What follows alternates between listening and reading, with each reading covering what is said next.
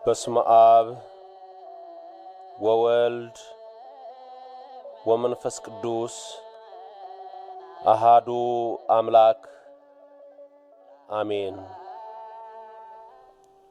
ይህ ድምጽ የሚሰማችሁ እግዚአብሔርን የምትወዱ እግዚአብሔር አምላክ የሚወዳችሁ ክርስቶስ በደሙ የዋጃችሁ እግዚአብሔር አምላክ ለመንግስቱ ወራሾች እንድትሆኑ የመረጣችሁ ሁሉ የእግዚአብሔር ሰላም ከሁላችንም ጋር ይሁን። እንዲህ አይነቱ ከጾምና ከጸሎት ውጪ ሊወጣ አይችልም። የትምህርታችን ርዕስ ይህ ይሆናል። አምላካችን እግዚአብሔር የምንሰማውን ቃል ሁሉ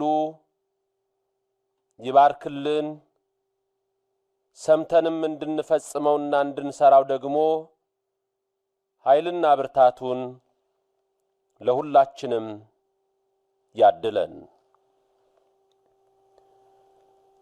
እንዲህ አይነቱ ወገን በጾምና በጸሎት ካልሆነ በስተቀር አይወጣም ብሎ የተናገረው ጌታችንና አምላካችን መድኃኒታችን ኢየሱስ ክርስቶስ ነው። ታሪኩ የሚገኘው በማርቆስ ወንጌል ምዕራፍ 9 ከቁጥር 17 ጀምሮ እስከ 29 ነው። ይህ ቃል የጌታችን የኢየሱስ ክርስቶስ ቃል ነው። ይህ ወንጌል ስለ አንድ ስለተደረገ ተአምር ይነግረናል። ተአምሩንም ያደረገው ራሱ ጌታችን ኢየሱስ ክርስቶስ ነው። ማርቆስ ወንጌላዊው ይህንን ስላየ ጽፎታል። እኛም እናምናለን። እግዚአብሔር እርሱ ኢየሱስ በዚህ መጽሐፍ ምን ተአምር ሰራ? እኛስ ምን እንማራለን? ወንጌሉስ ምን ያስተላልፋል?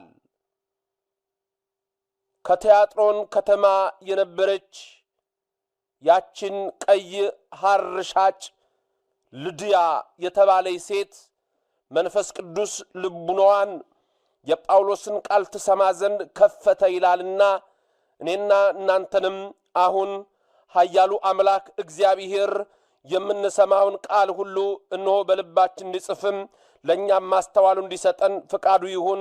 እግዚአብሔር አምላክ እነሆ መንፈሳችንን ብሩህ ያድርግልን። ታሪኩ እንዲህ ነው። እነሆ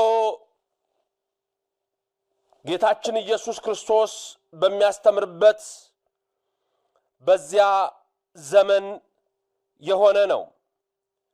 አንድ ሰው ልጁ የታመመበት ወደ ጌታችን ወደ ኢየሱስ ክርስቶስ ዘንድ ይፈውስለት ዘንድ እንደመጣ ይናገራል።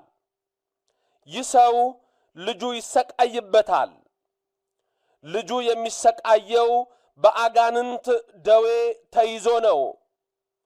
ልጁ መናገር አይችልም። ልጁ መስማትም አይችልም። እነሆ ይህ የዚህ ሰው ልጅ ከሕፃንነቱ ጀምሮ በዚህ በሽታ ስለተመታ ዲዳ መንፈስ በሱ ላይ አድሮ እነሆ ልጁን ያስጨንቀዋል። መናገር ብቻ አይደለም፣ መስማትም ብቻ አይደለም። የዚህ ሕፃን ችግር እነሆ ይህን ልጅ ወደ እሳት ዳር ይጥለዋል፣ ወደ ጉድጓድም ሊጨምረው በእርሱ ላይ ያለ አጋንንት ያስጨንቁታል። ስለዚህ አባቱ ተጨንቋል። ልጁ ብቻ አይደለም የተጨነቀ። ዛሬ በቤታችን አንድ ሰው ከታመመ እኮ እነሆ ቤተሰብ ይጨነቃል፣ ጎረቤት ሁሉ ይጨነቃል። የዚህ ልጅ ሕመም ቤተሰቦቹን አስጨንቋል። ስለዚህ አባቱ ልጁ ይፈወስለት ዘንድ ወደ ብዙ ቦታዎች ይወስደው ነበር። ዛሬ ወደ ኢየሱስ ክርስቶስ መጥቷል። ከዛ በፊት ወደ ደቀ መዛሙርቱም ሄዶ ነበር። ሆኖም ግን አምላካችን ኢየሱስ ክርስቶስ ሊያስተምረን የፈለገው ኃይል የሚሆንን ነገር ሊነግረን የፈቀደው ኃይል ነገር አለና ይህንን ያስተምረን ዘንድ ይህ ታሪክ ተደርጓል።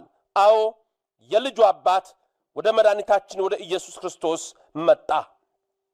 እንዲህም አለው፣ ጌታ ሆይ እነሆ ዲዳ መንፈስ ያደረበትን ልጄን ወደ አንተ አምጥቻለሁ። በያዘውም ስፍራ ሁሉ ይጥለዋል፣ አረፋም ይደፍቃል፣ ጥርሱንም ያፋጫል፣ ሰውነቱም ይደርቃል። ጌታ ሆይ እንዲያወጡለት ይህንን መንፈስ ለደቀ መዛሙርትህ ነገርኳቸው፣ አልቻሉምም አለው ይላል። ተመልከቱ፣ ይህ ሰው ወደ ደቀ መዛሙርቱ እነሆ ወስዶታል፣ አልቻሉም ይላል። እውን ደቀ መዛሙርቱ አልቻሉም? ልክ ነው። በዛ ሰዓት ገና ኃይልን ያላገኙበት ሰዓት ነው። እርግጥ ተአምራትን መስራት ጀምረዋል። ኢየሱስ ክርስቶስም ታላቅ ስልጣን ሰጥቷቸዋል። አዎ ማቴዎስ 10 ቁጥር 1 ስንመለከት እኮ ለደቀ መዛሙርቱ ሁሉ እግዚአብሔር አምላክ ታላቅን ስልጣን ሰጣቸው፣ በርኩሳን መናፍስት ላይ ሁሉ አጋንንትን እንዲያወጡ ሁሉ ኃይል ሰጣቸው ይላል። ለስም አጠራሩ ክብር ምስጋና ይግባው። እዚህ ጋር ደግሞ ስንመለከት ደቀ መዛሙርቱ አልቻሉም ማለት ለምን? ራሱ ኢየሱስ ክርስቶስ የሁሉ መምህር ነውና ደቀ መዛሙርቱ ራሳቸው ሊያውቁት የሚገባ ነገር ስላለ ያንን እነሆ ይነግራቸው ዘንድ በምክንያት የሆነ ነው።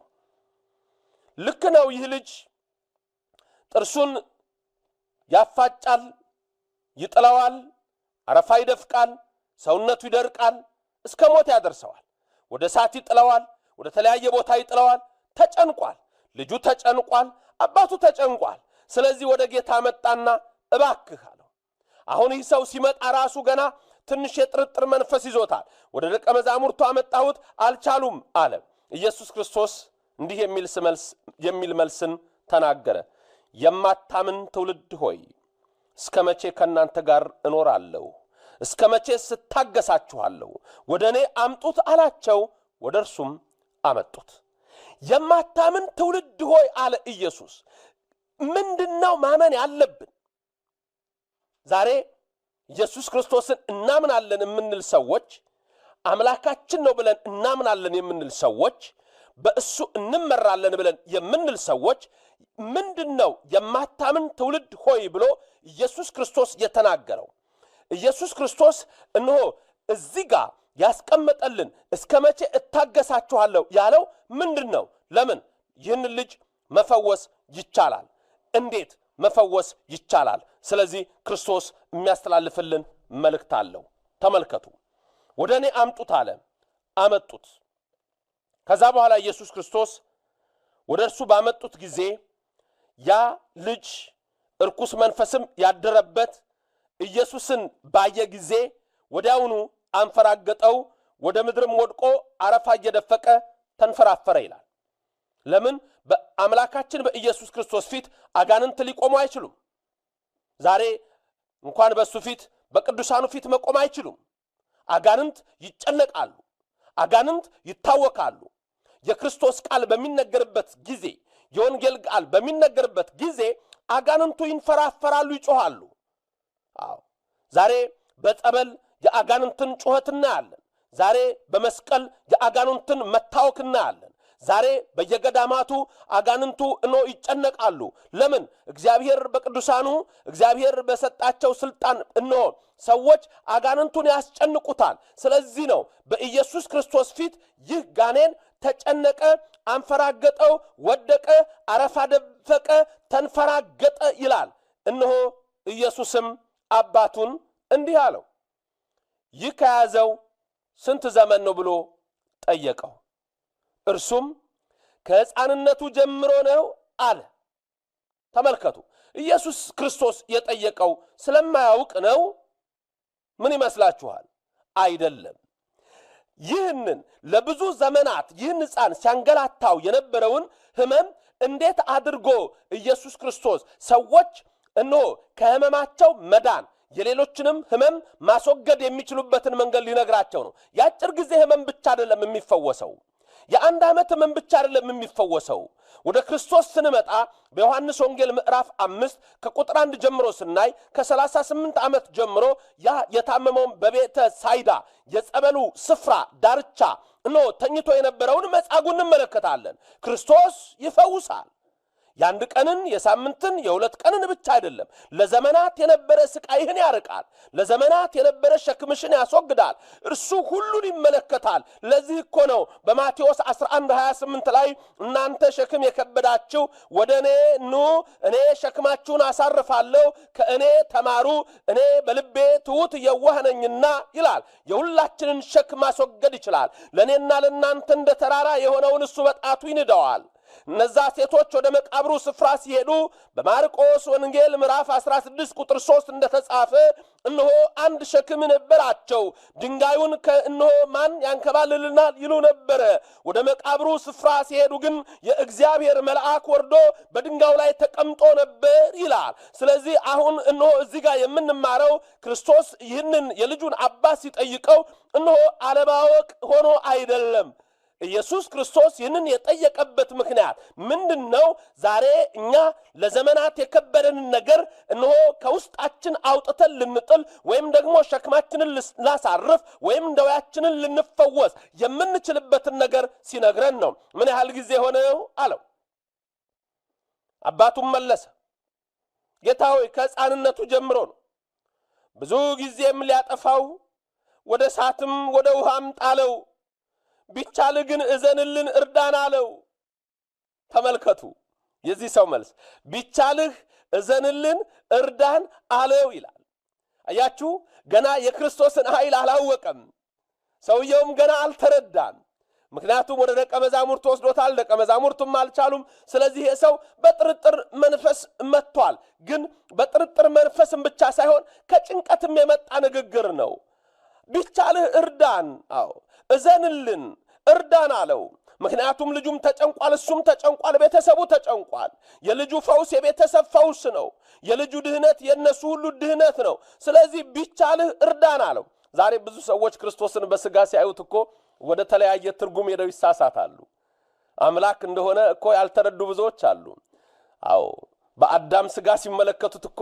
ብዙዎች ክርስቶስን እኮ ንቀውታል ለስም አጠራሩ ክብር ምስጋና ይግባውና የ30 ዓመት ሆኖ በሚመለከቱበት ጊዜ እንደው ዝም ብለው አይተውታል ለዚህ ነበር እኮ ፈሪሳውያንና ጸሐፍት ሰዱቃውያን አይሁድ አንተ ከአብርሃም ትበልጣለህ ብለው ሲጠይቁት በዮሐንስ ወንጌል ምዕራፍ 8 ከቁጥር 50 ጀምሮ የምንመለከተው እኮ ይሄንን ነው አንተ ከአብርሃም ትበልጣለህ ይሉት ነበር ያቺ በሳምር ሲካር የጉድጓድ ውሃ አጠገብ ያዕቆብ ለልጁ ለዮሴፍ በሰጠው የጉድጓድ ውሃ አጠገብ በሳምር ሲካር የነበረ ሴት እኮ አየችውና አንተ በውኑ ከአባታችን ከያዕቆብ ትበልጣለህን አለችው ሰውነቱን አይታ ነው ኢየሱስ ክርስቶስ አምላክ ነው ይሰው ቢቻልህ እርዳን እዘንልን አለው ኢየሱስ ክርስቶስም ቢቻልህ ትላለህ አለው ቢቻልህ ትላለህ አለው ሁሉን ማድረግ የሚችል ነውና አምላክ እንደውም ለሚያምኑኝ ሁሉ የማይቻልን እንዲችሉ አድርጌ ስልጣን ሰጥ ዘንድ መጥቻለሁ አለው ቢቻልህ ትላለህን ለሚያምን ሁሉ ይቻላል አለው ለሚያምን ሁሉ ይቻላል ለሚያምን ሁሉ ይቻላል ዛሬ እኔና እናንተ በጥርጥር ማዕበል ውስጥ እኮ ምንገባው የማይቻል እየመሰለን ነው በመጀመሪያ እግዚአብሔር የማይቻል ነገር ነው የሚያደርገው በዚች ደቂቃ ዝናብ ማዝነብ ይችላል እግዚአብሔር ይችላል በዚች ደቂቃ የሙቀቱን መጠን መጨመር ወይም ደግሞ መቀነስ ይችላል እግዚአብሔር ብቻ ይችላል ሰማይን ያለ ምሰሶ በላይ መዘርጋት ይችላል እግዚአብሔር ብቻ ይችላል ምድርን በውሃ ላይ ማጽናት የሚቻለው አለ እግዚአብሔር ብቻ ይችላል ፀሐይን በቀን ማሰልጠን ጨረቃን በሌሊት ማሰልጠን ከዋክብትን በጨለማው ላይ መፈንጠቅ ሰዎች ይችላሉ አይችሉም እግዚአብሔር ብቻ ይችላል እግዚአብሔር ይችላል ደመናን ቋጥሮ ከውቅያኖስ አውጥቶ በደመና ማህፀን ውሃን ቋጥሮ ለምድር መስጠት ሰው አይችልም፣ እግዚአብሔር ብቻ ይችላል። ዛሬ የምንመለከታቸው ነገሮች ሁሉ በእግዚአብሔር የሚቻሉ ናቸው። እግዚአብሔር ደግሞ አለ ተናገረ፣ እርሱ ክርስቶስ ለሚያምን ሁሉ ይቻላል አለ። በማቴዎስ ወንጌል ምዕራፍ 17 ቁጥር 20 ላይ ደቀ መዛሙርቱን ጌታ ምን አላቸው? ጥቂት እምነት ቢኖራችሁ ሁሉን ማድረግ ትችላላችሁ፣ በምትለምኑበት ሰዓት ሁሉ ይፈጸምላችኋል አለ። ዳሩ ግን እንዳናምን ዓለማችን በዚህ ጋር ታብለጨልጫለች። የሰዎች ፍልስፍና፣ የሰው ልጆች ከንቱ ጥበብ ዛሬ ልቡናችንን ሰርስሮ እግዚአብሔርን እንዳናምንና ወደ ከንቱ ሰዎች ተመልክተን ጉልበታችን እንዲደክም እነሆ ይናገራሉና ዛሬ እምነታችን በእግዚአብሔር እንዳይጸና ዛሬ የዓለም ፍልስፍና እነሆ ያስረናል። ዓለም ግን በራሷ እግዚአብሔርን አላወቀችውም ይላል። ስለዚህ እግዚአብሔር አምላክ አለ የዓለምን ጥበብ ሞኝነት አደረገው ይላል። የሚያምኑትን ያድን ዘንድ የታመነ ነው። ቢቻል ትላለህ አለው። ለሚያምን ሁሉ ይቻላል አለው። የሚያምን ሁሉን ይችላል። ሰዎች ሁሉን አይችሉም። ደዌህን ማራቅ የሚችል ሰው የለም። ህመምህን መፈወስ የሚችል የለም። ዛሬ ሲያክምህ ያመሸው ዶክተር እሱ ራሱ ነገ ወደ ሐኪም ይሄዳል። እግዚአብሔር ግን ሁሉን ይመለከታል፣ ሁሉን ያደርጋል፣ ሁሉን ይሰራል፣ ሁሉን ይፈጽማል፣ ሁሉን ያያል። ማንም ሳይነግረው ያውቃል። ማንም ሳይጠይቀው አስቀድሞ ያውቀዋል። ሁሉን የሚመረምር ነውና እምነት ብቻ ነው ከነና ካንተ ከነና ካንቺ ከኛ የሚሻው። ቢቻል ትላለህን አለው። ለሚያምን ሁሉ ይቻላል። እንዴት ነው እምነት? እንዴት ነው የሚቻለን? ይመጣል። ቅድም ደቀ መዛሙርቱን ሊያስተምራቸው የፈለገ ነገር አለ ብያችኋለሁና ቢቻል ትላለህን ለሚያምን ሁሉ ይቻላል ሲለው ያ ሰው ደነገጠ። ወዲያውም የብላቴናው አባት ጮሆ ይላል። ወዲያው የብላቴናው አባት ጮሆ አምናለሁ ጌታዬ፣ አለማመኔን እርዳው አለ። ዛሬ ይሄን ልንል ነው የሚገባን። እናምናለን፣ አለማመናችንን ግን ይረዳው። ዛሬ እናምናለን። በዚህ በኩል የዓለማመን መንፈስ ደግሞ ጠንቅ ይወጋናል። ሰይጣን በዚህ በኩል ደግሞ ሌላ ነገር ያስቀምጣል። በመስቀል ላይ የተሰቀለውን ክርስቶስ እንዳናይ ያ ቅዱስ ጴጥሮስ በገሊላ ባህር ላይ የተጓዘ ኢየሱስ ክርስቶስን ተመልክቶ ሲሄድ ና ብሎት በውሃ ላይ እየረገጠ ሲሄድ ሰይጣን እነሆ በግራና በቀኝ ደግሞ ማዕበል ተነስቶ ሲመለከት ፈራ ይላል። አትፍራ ጴጥሮስ፣ ዛሬ ማዕበሉ ያስፈራሃል። ዛሬ ማዕበሉ ያስፈራሻል። በመስቀል ላይ የተሰቀለውን ክርስቶስ እንዳናይ፣ እንዳትመለከት፣ ሸክምህ እንዳይወድቅ፣ ደዌሽ እንዳይፈወስ፣ የልቡናሽ ሐሳብ እንዳይፈጸም ዛሬ ዓለም በግራና በቀኝ የምታመጣብሽ ወጀብ አለ። ዓለም በግራና በቀኝ የሚያመጣብህ አውሎ ነፋስ አለ። ተመልከት መስቀሉን፣ ተመልከት ቀራንዮን፣ የድን አምላክን ታየዋለህ። ሙስና መቃብርን አጥፍቶ ሕይወት የሆነ አልዓዛርን ከመቃብር ያወጣ ርኩሳንን አጋንንትን እነሆ አውጥቶ ለሰው ልጆች ጤና የሰጠውን ያን ታላቁን ንጉሥ ስታይ ትጸናለህ። ጽና፣ አለማመኔን እርዳው አለ።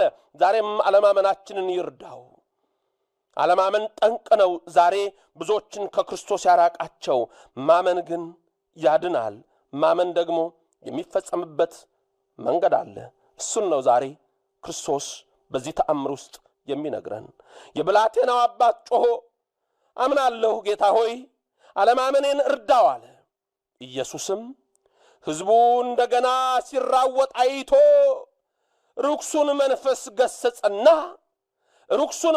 ገሰጸና አንተ ዲዳ ደንቆሮም መንፈስ እኔ አዝሃለሁ፣ ከርሱ ውጣ፣ እንግዲህም አትግባበት አለው። አንተ ዲዳ ደንቆሮ መንፈስ እኔ አዝሃለሁ፣ ከርሱ ውጣ፣ እንግዲህም አትግባበት አለው። ብላቴናውም ጮሆ እጅግ ከተንፈራገጠ በኋላ ብዙዎች ሞተ እስኪሉ ድረስ በምድር ላይ ጸጥ አለ። ሁሉም ሞተ በቃ አሉ። እንደሙት ሆነ። የሚያውቀው ክርስቶስ ብቻ ነው። ርኩሱን መንፈስ ከሱ አውጥቶታል። ሕፃኑንም ጠራው፣ እጁንም ያዘው። ብላቴናውም ከርኩሳን መናፍስት ኃይል ተላቆ መናገር መስማት ቻለ። እግዚአብሔርንም አመሰገነ። እግዚአብሔር ለዘላለም ምስጉን ይሁን። ሕዝቡም ተደነቁ። አዎ ዛሬም እኔና እናንተ እጃችንን ለታላቁ ንጉሥ ስንሰጥ እሱም እጃችንን ይዞ ሲያስነሳን ያኔ ነው ከአጋንንት እስራት የምንወጣው። እጁን ይዞ አስነሳው። ዛሬ እኔና እናንተ እኮ በሰው ልጆች ልመና እንድናል። ይህ ልጅ እኮ በአባቱ ልመና ነው የዳነ ወገኖች። እሱም ቢሆን በልቡ እኮ መናገር አይቻል እንጂ ባንደበቱ ያድነው ዘንድ ተስፋ አድርጓል። ዛሬ እኔና እናንተ ምንድነው? አንደኛ በልባችን ውስጥ ባለችው ጥቂት እምነት ነው። ሁለተኛ ቅዱሳን ስለኛ በሚያቀርቡት ጸሎት ነው። ቅዱሳን ስለኛ በሚያቀርቡት ምህላ ነው። ቅዱሳን ስለኛ ባቀረቡት በተሰጣቸውም ቃል ኪዳን ነው። ዛሬ እኛ እግዚአብሔር እጃችንን ይዞ ሊያስነሳን ከሞት ልንወጣ ከደዌ ልንላቀቅ የምንችለው በዚህ ነው። ስለዚህ አለማመኔን እርዳው ያለው ሰው ተፈወሰ። አምላካችን ክብር ይግባው። ኢየሱስ ክርስቶስ እነሆ ይህንን ብላቴና ፈወሰው፣ ሕዝቡም ተደነቁ። አሁን ልብ በሉ፣ ደቀ መዛሙርቱ አልቻሉም ብሎ ነበር ሰውየው። ልክ ነው፣ አልፈወሱትም። ለምን? አንድ ነገር ያውቁ ዘንድ አምላካችን ወዷል። እኔና እናንተም ዛሬ እንረዳ ዘንድ አምላካችን ክርስቶስ ፈቅዷል። ለብቻው ኢየሱስ ወደ ቤት ከገባ በኋላ ደቀ መዛሙርቱ ወደሱ መጡና ጌታ ሆይ አሉት። ጌታ ሆይ እነሆ ለምንድነው እኛ ልናወጣው ያልቻልነው ብለው ጠየቁት ይላል። ንገረን ጌታ ሆይ እነሆ እርኩሱን መንፈስ ልናወጣው ያልቻልነው ለምንድነው ብለው ጠየቁት። እውነትም ደቀ መዛሙርቱ አልቻሉም ያለው ሰውየው እውነቱን ነው በዛ ሰዓት። ለምን? ገና የዛን ጊዜ እነሱም እየተማሩ ስለነበረ ማወቅ የነበረባቸው ነገር ነበር። ምንድነው እሱ? ጌታ እንዲህ ተናገረው። ማመን ማታምን ትውልድ ሆይ ያለበትን ምክንያትም ሲያስቀምጠው እንዲህ አለ። ዝንቱ ዘመድ እይወፅ ዘእንበለ ጾም ወበጸሎት አለ። እንዲህ አይነቱ ከልጅነት ጀምሮ የተቆራኘ እርኩስ መንፈስ አለ የሚወጣው አለ ጌታችን በጾምና በጸሎት ብዛት ነው። ጾምና ጸሎት እነሆ አጋንንትን ያወጣል አላቸው። ዛሬ እኔና እናንተ ከእስራት እንድንወጣ ከደዌ እንድንፈወስ አምላካችን እግዚአብሔር ሁላችንን ይነግረናል፣ ሁላችንን ይመክረናል። ስለዚህ ከዚህ ትምህርት የተረዳነው ወገኖቼ ጾምና ጸሎት እጅግ አስፈላጊ ነገር ነው። እጅግ አስፈላጊ ኃይል ነው። ይሄንን ካመንን እንድናለን። ጾም ጸሎት አጋንንትን ድል የምንመታበት መሳሪያ ነው። ጾም ጸሎት ከክፉ የአጋንንት ፈተና የምንወጣበት ኃይል ነው። ጾምና ጸሎት ነቢያት ጾሙ፣ ክርስቶስ አምላካችንም እኛን ለማዳን ጾመ። በማቴዎስ 4 የምንመለከተው የጌታችን የኢየሱስ ክርስቶስ በገዳመ ቆሮንቶስ መጾም አብነት ሊሆነን ነው። ጾሙ ሲል ነው። ነቢያት ጾመዋል። አስቴር ሕዝበ እስራኤል እንዲድን በምዕራፍ 4 ቁጥር 16 እንደምናየው ጾም ነበረ የታወጀው።